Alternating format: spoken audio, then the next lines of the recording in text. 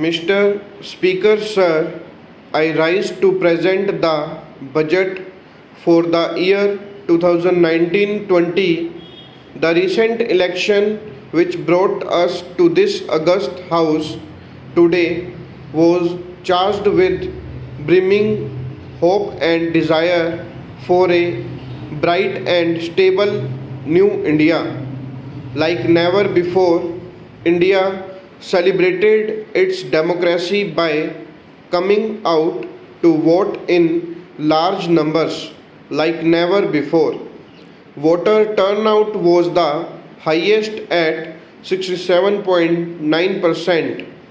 Every section, young, old, first time voters since the first general election, women all turned up to stamp their approval of a performing government through their unambiguous and firm mandate. They have reaffirmed putting the nation first.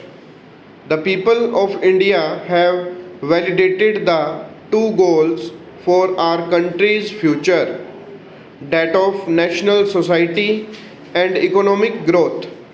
The first term of Honorable PM Narendra Modi LED NDA government stood out as a performing government, a government whose signature was in the last mile delivery. Between 2014-19, we provided a rejuvenated center state dynamic, cooperative federalism, GST Council, and a sure commitment to fiscal discipline. We had set the bed rolling for a new India planned and assisted by the Niti Aayog, a broad based think tank. We have showed by our deeds that the principle reform, perform, transform can succeed. On many programs and initiatives, we had worked on unprecedented scale. Average amount spent on food security per year approximately doubled during 2014-19 compared to the preceding 5 years. Number of patients issued more than trebled in 2017-18 as against the number of patents issued in 2014. Our last mile delivery stood out, and the unknown citizens in every nook and corner of our country felt the difference. Mega programs and services which we initiated and delivered during those 5 years will now be further accelerated. We shall further simplify procedures, incentive, incentive performance, reduce red tape, and make the best use of technology just as we did earlier. I am confident we will achieve our goals. Our economy was at approximately US dollar 1.85 trillion when we formed the government in 2014. Within 5 years, it has reached US dollar 2.7 trillion. Hence, it is well within our capacity to reach the US dollar 5 trillion in the next few years of our endeavors. In the interim budget of 2019-20 presented in February 2019, we gave ourselves a vision for the decade. I flag here the 10 points of our vision laid before us. 1. Building physical and social infrastructure. 2. Digital India, reaching every sector of the economy.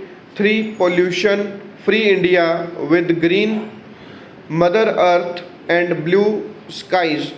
4. Make in India with particular emphasis on MSMEs, startups, defense manufacturing, automobiles, electronics, fabs and batteries, and medical devices.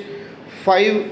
Water water management, clean rivers, 6 blue economy, 7 space programs, Gangayaan, Gaganyaan, Chandrayaan and satellite programs, 8 self sufficiency and export of food grains, pulses, oil seeds, fruits and vegetables, 9 healthy society, Ayushman Bharat, well nourished women and children, safety of citizens, and 10 teams India with Jan Bhagidari, minimum government, maximum governance in the country.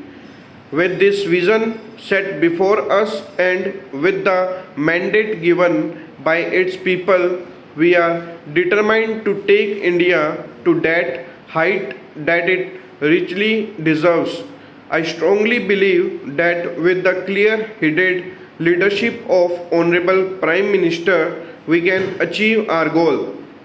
The Indian economy will grow to become a $3 trillion economy in the current year. It is now the sixth largest in the world. 5 years ago, it was at the 11th position. In purchasing power parity terms, we are in fact the third largest economy already, only next to China and the USA. To attain this and more, we need to continue undertaking many structural reforms. In the last 5 years, we saw many big reforms, in particular indirect taxation, bankruptcy, and real estate.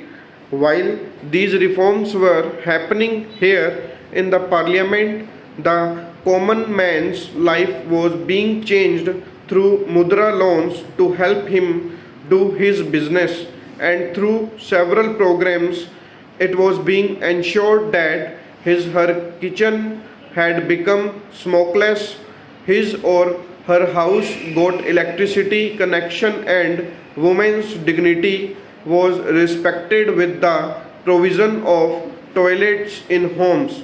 The common man was served even as major transformational reforms were being rolled out. And for this to continue, we need to invest heavily in infrastructure, in digital economy, and on job creation in small and medium firms. Respected Speaker, sir, it took over 55 years for the Indian economy to reach $1 trillion, but when the country and her people's hearts are filled with Asha, Vishwash, and Akanksha, that is when hearts are filled with hope, trust, and aspirations. We in 5 years added $1 trillion. Today we are nearing a $3 trillion level.